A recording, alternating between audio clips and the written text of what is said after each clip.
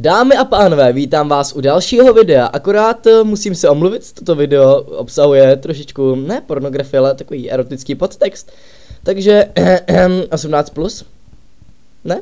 No, to je dobrý, takže užijte si video, čus! Když se dám, my si se rovnou nestem. Už to začít?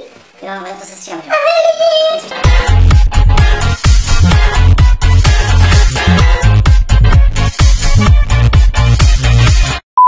Takže čau, tady jsem já Andy a vítám vás u svého dalšího videa. Tentokrát se to video jmenuje Pornotek a tegnul mě do toho můj, dejme tomu, učitel Freezy. Mám tady svýho kámoše Adama, žádám ti. První otázku. Díváš se na porno? Teďka mi řekněte v téhle době jednoho člověka, který se na porno nikdy nedíval, takže ano, čas od času.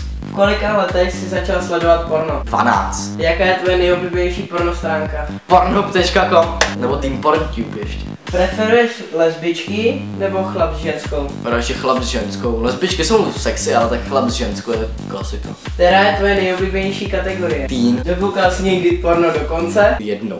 Jaká je tvoje oblíbená poloha v pornu? Má vůbec neřeším, ale jakože asi spíš, když leží na zádech, no i za hlavou.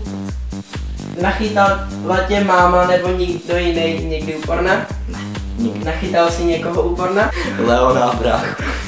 Tahuješ nebo koukáš online? Online.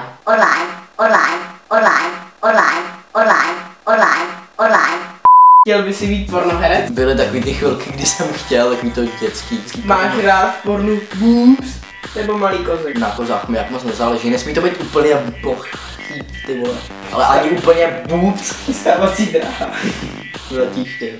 Takže to je konec a chtěl bych nominovat 3 lidi na tenhle ten tag. První člověk je Nickman.cz, druhý člověk je Sentinel.cz a třetí člověk je Adam Holba.